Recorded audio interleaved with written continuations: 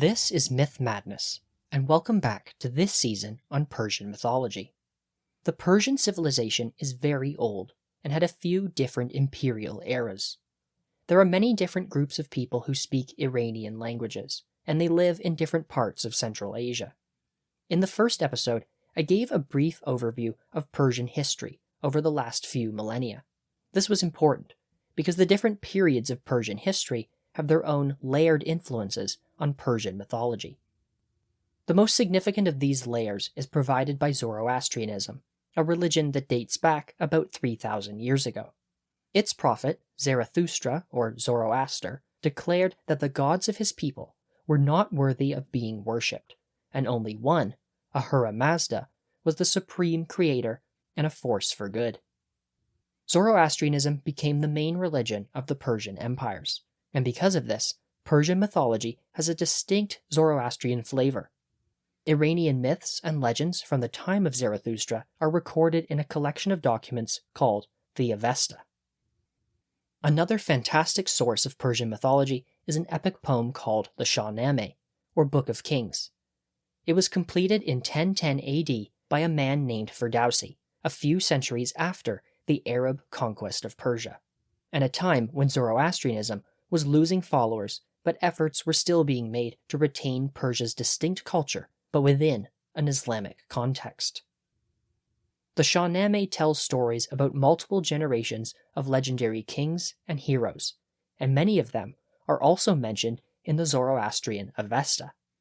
This season of the podcast will follow the structure and stories of the Shahnameh, and along the way, I will bring in other versions from other Persian epic poems and make comparisons with what's in the Avesta. Since the Shahnameh does not really talk about creation, in the last two episodes I went over what Zoroastrianism has to say about the creation of the world, humans, and an eternal conflict between good and evil. I compared the Zoroastrian texts and the Shahnameh when I introduced Geomart, the first man in Zoroastrianism and the first king in the Shahnameh. In the Shahnameh, Geomart's reign is a golden age, and he taught the early humans a number of useful skills. He was a loyal servant of the Creator, but this made him a target for the evil spirit Ahriman. In Zoroastrianism, Ahriman, also known as Angra Maniu, is the source and supreme leader of all evil in the world. Some of his flawed creations are the Devs, a group of fantastic creatures. In the Shahnameh, one of Ahriman's sons, called the Black Dev, led an army of other Devs and attacked the early humans. The Black Dev killed Geomart's son Siamak, and the first king, Geomart, was completely devastated by this tragic turn of events. In this episode, I'll pick up where I left off and cover what the Shahnameh says happened after Siamak's death. I'll talk about two more legendary kings that came after Geomart and how the forces of good recovered and fought against Ahriman and his evil Dev followers. But first, what exactly are the Devs? The Persian word Dev is probably best translated as demon or monster. But like the words giant and goblin in English, there's some confusion on what is actually considered a demon. In the Shahnameh and Persian legends generally, Devs are presented as a race of creatures who inhabit the world alongside humans. They are usually larger than humans, with bodies covered in thick hair. This hair is often described as black, but it doesn't have to be. Devs come in many colors, and examples of Persian art show them as gray, white, and even orange. If that sounds kind of cute, don't be fooled. Devs are monstrous. They have long teeth, black lips with dog-like or tiger-like faces, and sharp claws on their hands. In some folktales, many Devs have multiple heads. One example even has heads that grow back when cut off. Sometimes they have no body and are only heads. In that case, the bodiless Devs roll around instead of walking. In Persian mythology, Devs live in communities just like humans. They have their own kingdoms, and in the Shahnameh, the most important Dev kingdom is Mazandaran.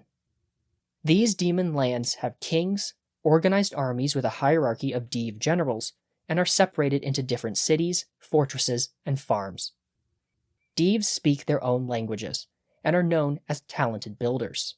just like some giants in European mythologies. Besides their appearance, Persian legends portray Deevs as very different from humans.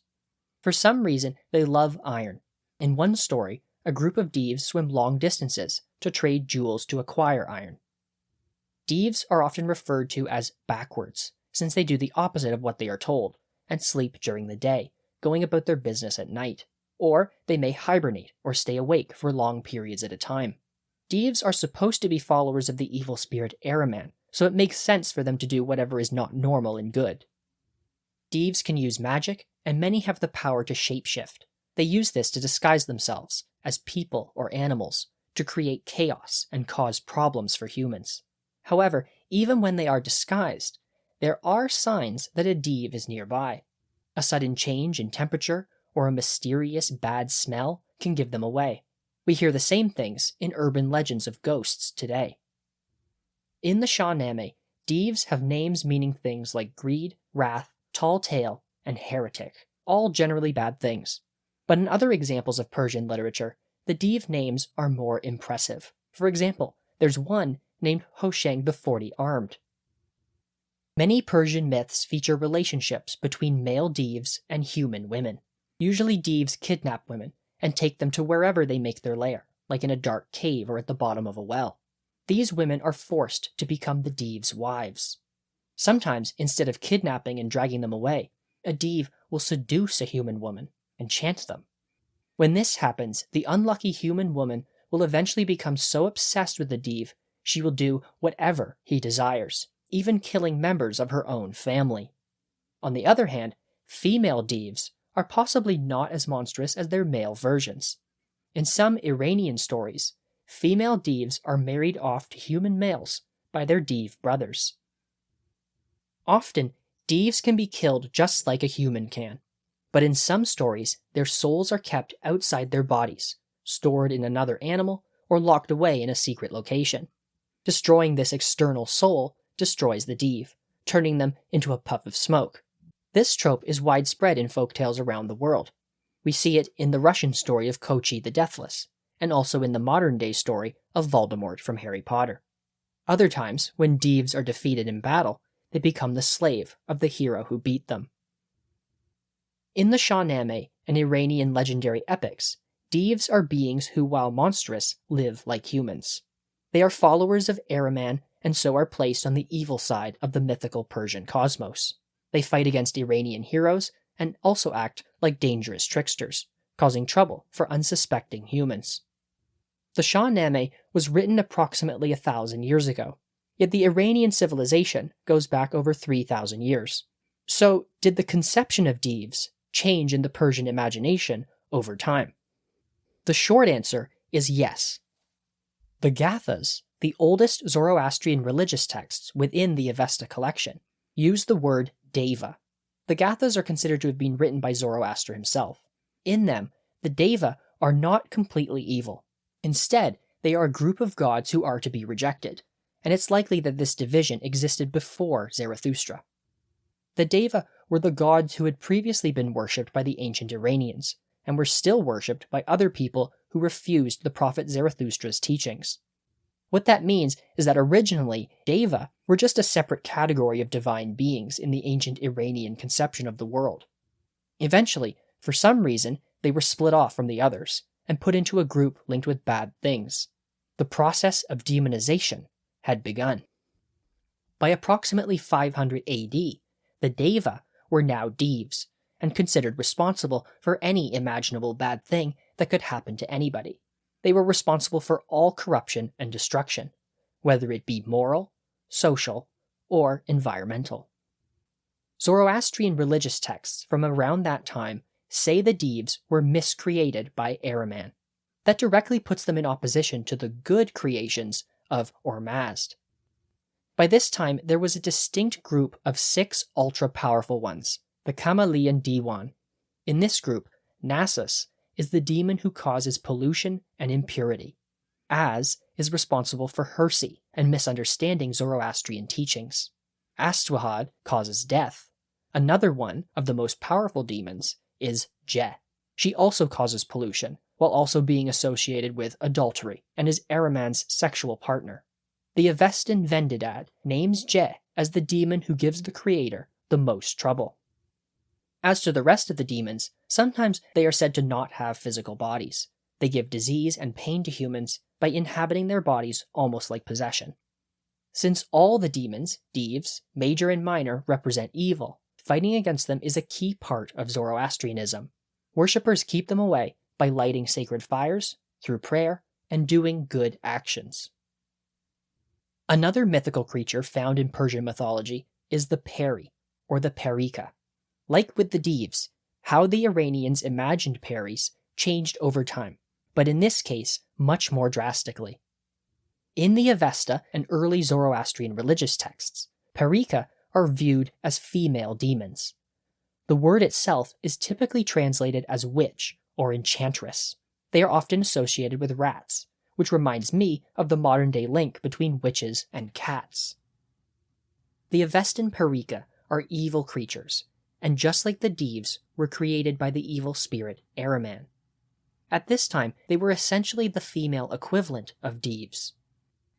The god Mithra, who was an important god overseeing justice for the ancient Iranians, is an enemy of the Perikas and fights against them. The Avesta does not feature any stories of Perika, but often calls them things like sorceresses of desire or destroyers of men, so maybe they were imagined as something like the succubus, which in Western folklore sleep with unsuspecting men at night. However, in the time of the Shahnameh and medieval Persian epics, the Perika or Peri, as they are now known, are much different. By this point, Peri are no longer viewed as demons. Instead, they are similar to fairies or the nymphs in Greek mythology. In fact, in modern English translations, Peri is often translated as fairy. These Peris are usually female, but not always. They are beautiful and described as they who are better than us. Many Iranian heroes have relationships with Peris, or the daughters of Peris. Art in manuscripts shows Peris as beautiful women with wings, again making them very similar to fairies. With the background on Devs and Peris out of the way, let's return to the first kings of the Persian Shahnameh. When the prince Siamak was killed by the Black Dev, Geomart, also known as Keumars, was heartbroken. He stepped down from his lofty throne and fell on the ground, tearing at his clothes and weeping. The humans, the birds, and the animals all mourned the loss of the prince. After a whole year of sorrow, the angelic lieutenant of Ormazd, Sorush, appeared. He told the king it was time to trade sorrow for revenge, gather the armies, and fight the forces of Ahriman and the Black Dev. Now remember, the reason Siamak had led the army against the Black Dev was because Keumars was old and frankly not capable of fighting in a battle. Well, he was still old, and not strong enough to lead an army, so who could be its general? Fortunately for the world, when Siamak died, he already had a son named Hushang. This grandson of Keumars was a fully grown young man, and just as brave and strong as Siamak. He was going to take the lead. Keumars summoned his grandson. He told Hushang about the plans the king had made with Sorush, and how to overcome the Black Dev. Keumars said he would join his grandson on the campaign, but the actual duties of being the commander must fall to Hushang. He accepted his duty, so Hushang gathered an army. Birds, wild, and tame mammals all joined the humans. The army set out. Keumars stayed in the rear, while Hushang led from the front.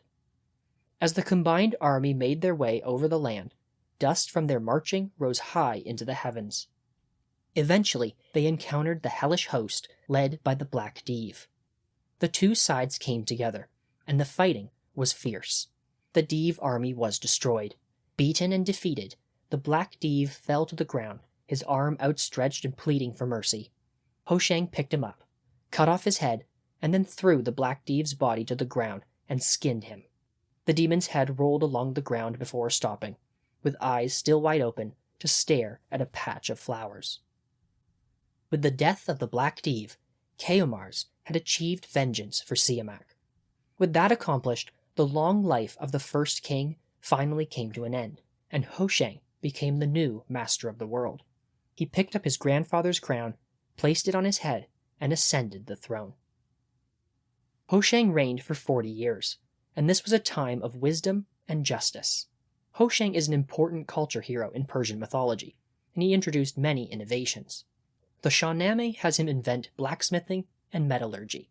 This allowed humans to make axes, saws, and hatchets. After that, Hushang dug canals to bring water from lakes to the plains for farming. He separated all the animal species into those that were wild, those that could be hunted, and those that could be tamed and domesticated. Under Hushang's leadership, humans killed some animals for their fine pelts and learned to wear clothing to keep warm. In some other sources, Hushang also founded cities. The Shahnameh also includes another story about how one day King Hushang and his companions were riding through the mountains when they encountered a serpentine monster, a dragon. The beast was long and black, with 2 big bloody eyes, and smoke billowed out from between its lips. From a distance, Hushang watched the dragon carefully, and then picked up a rock and threw it as hard as he could at it. The dragon was unbothered. It flicked the rock aside, was not killed, and promptly left the area. But when it knocked the rock away, the rock fell against the ground, shattered, and created a flurry of sparks. In this way, Hushang accidentally discovered flint. With it, he provided humans with fire. That night, Hushang used the flint to create a big bonfire. Everyone danced in a circle around the fire, held a feast, and drank wine. This was the first Saadeh festival, an important Iranian celebration. Ever afterwards, the Iranians used fire to worship their creator. In the Shahnameh, when King Hushang had provided all of the arts of civilization, it was time for his reign to end. He departed without a trace and left the throne to his son. Like Tahmuras or Geomart, Hushang is also found in the Avesta and Zoroastrian religious texts. In those earlier works, he is known by a slightly different name, Hayoshaneha. This Avestan version of Hushang is very similar to the Shahnameh's Hushang.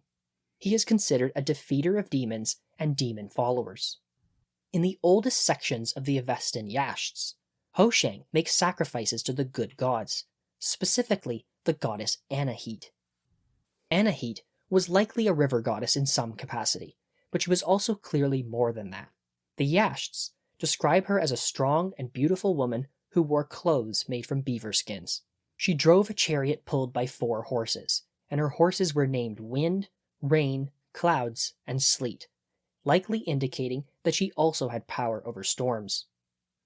Like many of the ancient Iranian gods present in the Avesta, she granted boons to her worshippers, specifically chariots, weapons, and household goods.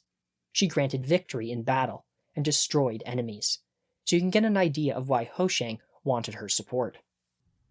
After having secured the favor of Anahit, Hushang is granted her blessing, her kavarna, her far, and then goes off to battle against the Devas of Mazana. As I've already mentioned, the Devas are a race of false gods in the Avesta. They are followers of the evil Angramaniu and thus analogous to the Dev followers of Ahriman in later literature. Mazana, where the Avestan Devas live, is an earlier form of Mazandaran, the Dev homeland in later Persian poems. The Avestan Hushang defeated the forces of Mazana and also another group of Deva worshippers from a place called Varina. You can see how the elements of the Shahnameh's Hushang story are already present 2,000 years earlier. But besides being a great conqueror of Devas and Devs, Hushang is also a great king. Hushang was called Peshdad, a term that means lawgiver. That word is the basis of the term Peshdadian dynasty, which is the term for this entire group of legendary Iranian kings. In this way, as founder of the Peshdadian dynasty, and because he brings civilization to humans, Hushang can be considered the first true king in Iranian mythology, even though that role is typically given to Tahmuras, due to his role in the Shahnameh. In fact, the Bundahishni, a summary of the Avesta's information on creation, calls Hushang the father of the Iranians, and the first king of the 7 climes. What are the 7 climes? Well, last episode I spoke about how in Persian mythology the world was divided into 7 zones. It was apparently like this from the time of creation, when rain formed the seas that divided the world up. The central clime, called Quanera, was the largest of the 7, and also housed the mythical homeland of all Iranians. The other continents surrounding Quanira make up the other 6 climes. The 7 climes term came later on, during the Sassanid era. So basically, this means as the king of the 7 climes, Hushang was king of the world, and this term it was not used to describe his grandfather, Geomart. After 40 years, Hushang's innovative reign ended. The throne and the divine far passed to his son, Tahmuras. In the Shahnameh, Tahmuras' first act of kingship was to call all his counselors. He promised to uphold the laws and preserve the sound judgments his father had started. Like his father, he proved to be a teacher, and taught people how to use sheep's wool to make clothes and weave carpets. He trained lynx and cheetahs to act as hunters, and taught people to tame hawks, falcons, hens, and roosters. But for all the amazing arts and inventions that humanity benefited from in the time of Hushang and Tahmuras, there was still hardship and suffering in the world.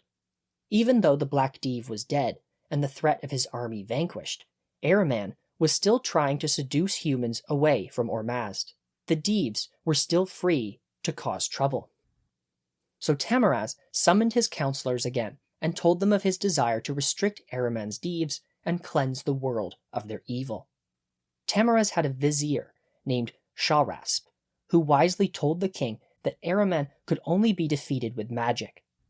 He guided the king to be just and righteous. From their hard work, Tahmuras was purified of evil thoughts and learned magic spells. With his new knowledge and power, he captured Ahriman, bound him with spells, and enslaved the evil spirit. Ahriman was trapped in the shape of a horse, and Tahmuras intended to use him as just that, a horse. He often sat on Ahriman and rode him around, using the evil spirit to travel across the world, and he did this for 30 years. When the Devs finally learned what had happened to Ahriman, they began to plot. They saw Tahmuras mercilessly riding their leader around and wondered if he still possessed the divine far and was worthy to be king.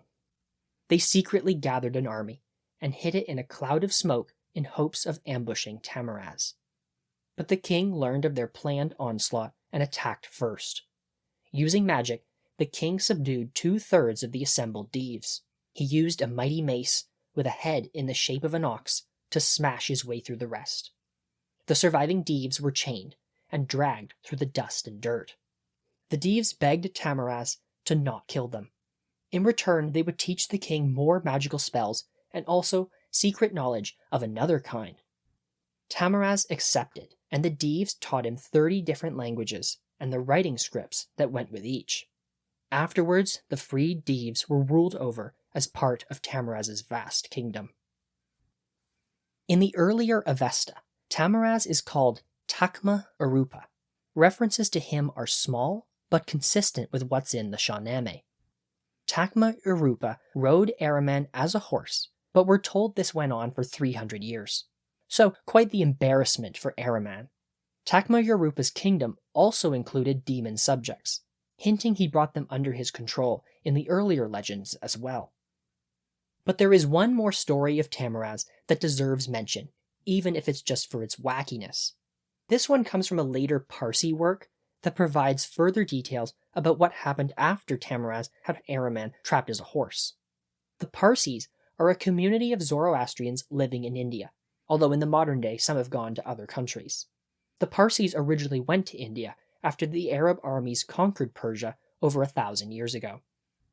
As I just mentioned, after King Tahmuras captured Ahriman, the Devs tried to rise up and defend their dark master, but were defeated and made subjects to the king.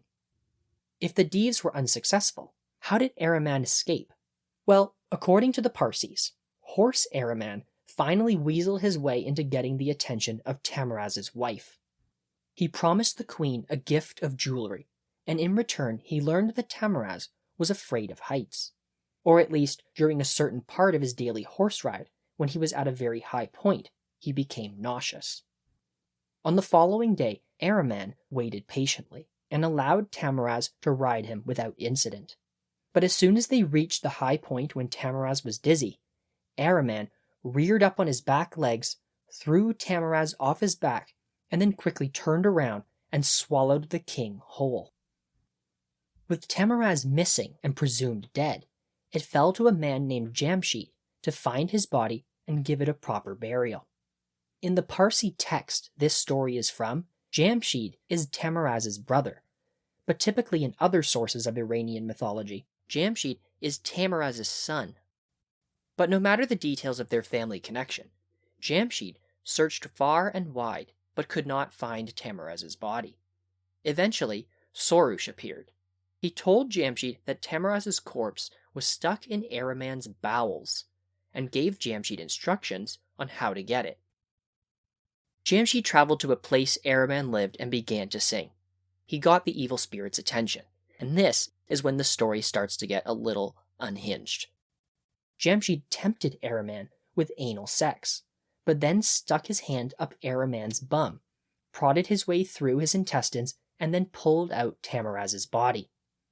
Jamshid left it on the ground and quickly ran away. Ahriman chased after him, but Jamshid kept running, never looking back.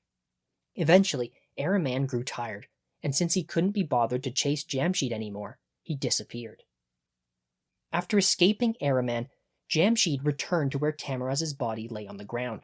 He built the first Tower of Silence for his dead relative. These towers are important in Zoroastrianism and serve an important purpose. Water and fire are considered sacred in Zoroastrianism, while dead bodies are impure.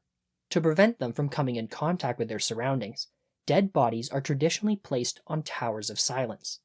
These platforms raise the bodies above the ground and expose them to the sun. Birds are allowed to eat their organs, and eventually the leftover bones are taken to a special pit and broken down more. According to Parsi legend, Jamshid originated this practice when he disposed of Tahmuras's body. But Jamshid's actions came with a cost. His hand stank and withered from its contact with Ahriman's poisonous bowels.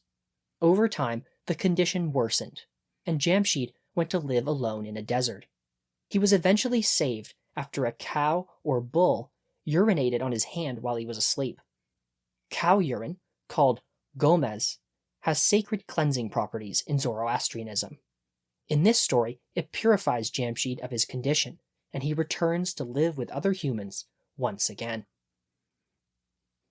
In this episode, I told the stories of two legendary kings, Hushang and Tahmuras, and how they fought against the demons and other servants of the evil spirit Ahriman.